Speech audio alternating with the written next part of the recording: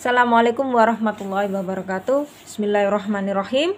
Bertemu lagi dengan Bu Citra dalam pelajaran ekonomi bisnis bab 2. Peran pelaku ekonomi dalam kegiatan ekonomi. Oke. Untuk materi selanjutnya, ini perlu kamu ketahui bahwa pelaku ekonomi dalam kegiatan ekonomi kita ada 4, yaitu rumah tangga konsumsi, yang nanti disingkat dengan RTK. Kamu biasakan dengan singkatannya RTK, rumah tangga konsumsi. Ada rumah tangga produksi RTP, ya. Ada rumah tangga negara RTN dan masyarakat luar negeri LN. Nah, oke. RTK, rumah tangga konsumsi, itu maksudnya adalah masyarakat, ya, secara umum. Sedangkan rumah tangga produksi itu pabrik. Biasanya seperti itu, atau penyedia barang dan jasa. Kemudian kalau rumah tangga negara sudah jelas, masyarakat luar negeri juga sudah jelas. Oke. Nanti ini teori-teorinya, ya, kamu baca dengan lebih teliti. Bu Citra hanya menerangkan hal-hal yang butuh penerangan, ya, butuh diterangkan. Kalau yang teori kamu masih bisa baca sendiri.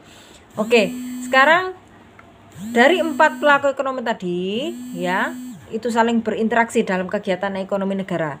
Nah, ada bagian ini yang menerangkan perekonomian yang melibatkan 2 sektor. Ada RTP, ya, kemudian ada RTK. Nah, ada RTP dan kemudian ada RTK. Rumah tangga produksi, istilahnya gampangannya itu produsen pabriknya. Kemudian ada rumah tangga konsumsi masyarakat, ya. Nah, untuk nanti yang 3 sektor, ada 3 sektor ini. Nah, tengahnya tinggal ditambahkan negara. Kemudian yang 4 sektor tinggal ditambahkan luar negeri. Di atas dan di bawahnya ini kelihatan, ya.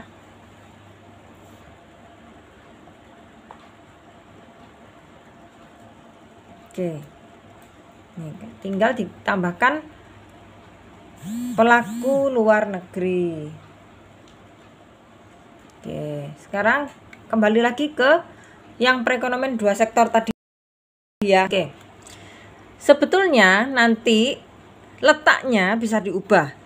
Bisa saja RTP nanti di sebelah kanan, RTK-nya sebelah kiri. Jadi kamu jangan menghafal, oh RTP sebelah kiri, RTK-nya yang sebelah kanan. Tidak, nanti bisa diubah-ubah. Dalam soal itu bisa diubah-ubah. Yang penting kamu memahami, ya.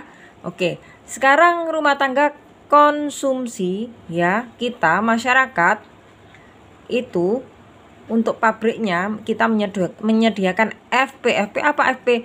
Faktor produksi. Faktor produksi berupa apa? Ada tanah, ada tenaga kerja, ada modal, ada skill. Nah, nanti dari faktor produksi, ya, itu akan digunakan, kita berikan kepada rumah tangga produsen. Nah, dari faktor produksi yang kita berikan, ya, yang rumah tangga konsumsi berikan kepada pabrik, ya, rumah tangga produsen itu, maka kita akan mendapatkan balas jasa. Nah, oke, balas jasa itu berupa apa? Kalau kita punya tanah, kita akan mendapatkan sewa. Kalau kita menyediakan tenaga kerja, kita akan mendapatkan upah. Kalau kita yang menyediakan modal, kita akan mendapatkan bagian laba. Kalau kita menyediakan skill atau keahlian, maka kita akan mendapatkan gaji. Oke. Nah, otomatis setelah mendapatkan faktor produksi dari rumah tangga konsumsi, maka rumah tangga produksi akan mengeluarkan uang, memberikan uang sebagai balas jasa tadi kepada rumah tangga konsumsi. Maka uang tadi bagi RTP adalah pengeluaran, tapi bagi RTK adalah penerimaan. Paham, ya? Oke. Nah, uang, ya, uang yang kita dapat tadi, yang didapatkan RTK dari RTP, dari rumah tangga produsen, nanti akan pada akhirnya dikeluarkan lagi untuk pembelanjaan. Loh, belanja apa? Otomatis kita butuh barang dan jasa yang disediakan oleh RTP. Nah, RTP tadi kan menyediakan barang dan jasa tadi karena sudah mengolah faktor-faktor produksi yang dibeli dari RTK. Nah, jadi alirannya faktor produksinya masuk ke rumah tangga produksi, kemudian menjadi barang dan jasa yang dijual ke RTK. Nah, otomatis untuk mendapatkan barang dan jasa itu, RTK mengeluarkan uang untuk membelinya. Uang itu bagi RTK adalah pembelanjaan, sedangkan bagi RTP adalah pendapatan. Paham ya? Nah, jadi ini sama. Meskipun nanti pelakunya ada 3 sektor gitu ya. Ada 3 sektor sama. Ini tidak akan berubah ini. Arus yang lama ini tidak akan berubah. Cuma dia akan ditambah gitu aja. Ya. Oke. Ini yang pelaku ada 3. RTP, ada pemerintah, dan ada RTK. Sama yang tadi. RTK menyediakan faktor produksi kepada RTP untuk menyediakan barang dan jasa, untuk mengolah barang dan jasa. Nah, untuk faktor produksi yang diterima dari RTK tadi, RTP mengeluarkan uang sebagai balas jasa, bagi RTK adalah penerimaan. Uang yang diterima RTK tadi dibelikan barang dan jasa, otomatis uangnya mengalir lagi sebagai pembacaan RTK, tapi masuk ke RTP, dia akan menjadi pendapatan bagi RTP. Sama. Bedanya apa? Ada pemerintah. Otomatis fungsi pemerintah di sini adalah menerima pajak dari RTK dan RTP, ya. Untuk RTP nanti kalau membayar pajak, ya, otomatis dia akan mendapatkan pelayanan dari pemerintah. Kemudian subsidi untuk barang-barang yang mendapatkan subsidi. Nah, terus kemudian RTP ya juga bisa menjual barang dan jasa untuk pemerintah. Dalam menjalankan pemerintahan, nggak mungkin pemerintah itu tidak membutuhkan barang dan jasa, pasti butuh. Gampangnya wes nggak usah sulit-sulit ya, nggak usah sulit-sulit. Negara untuk melakukan pelayanan kantor aja butuh kertas, ya kan, butuh komputer, butuh printer, itu kan beli. Nah, itu dia beli dari RTP. Nanti untuk dinas dia beli mobil, dia butuh barang dari RTP, dia membeli. Nah, otomatis dia juga mengeluarkan uang ke RTP, dan RTP juga menyediakan barang dan jasa untuk pemerintah.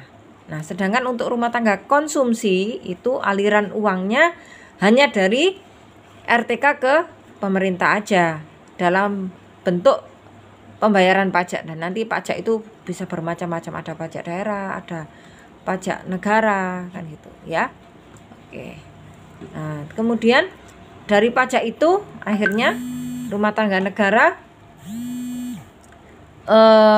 berkewajiban memberikan pelayanan dan subsidi kepada rumah tangga konsumsi. Jadi uangnya nanti dari pajak dari RTP dan RTK diolah untuk menjalankan negara. Ada yang istilahnya ada kebijakan memberikan subsidi, misalnya untuk yang itu LPG yang warna hijau itu dapat subsidi. Kalau yang biru enggak. Misalnya seperti itu. Oke. Nah, sedangkan untuk yang 4 sektor sama seperti tadi, cuma ditambah dengan masyarakat luar negeri, itu aja. Bedanya apa? Nah, kan ada 2 pasar ya. Kalau dari RTK ada pasar faktor produksi, sedangkan dari RTP otomatis pasar barang dan jasa. Nah, kalau kita keluar gitu ya, kalau kita mengeluarkan faktor produksi ke luar negeri, otomatis kita ekspor. Kalau kita beli dari luar negeri, otomatis kita impor. Begitu pula dengan pasar barang dan jasa. Kalau kita menjual, maka kita ekspor. Kalau kita beli dari luar negeri, maka kita impor. Jadi sama, cuma ada penambahan-penambahan. Untuk pelaku ekonominya sama aja. Oke. Nah, oke. Setelah itu kamu pahami dulu. Kalau tidak paham silakan jangan sungkan-sungkan menghubungi saya by chat atau VC, nggak masalah. Oke. Terima kasih, sekian. Masih ada materi berikutnya ya, supaya videonya nggak panjang-panjang. Oke, terima kasih. Assalamualaikum.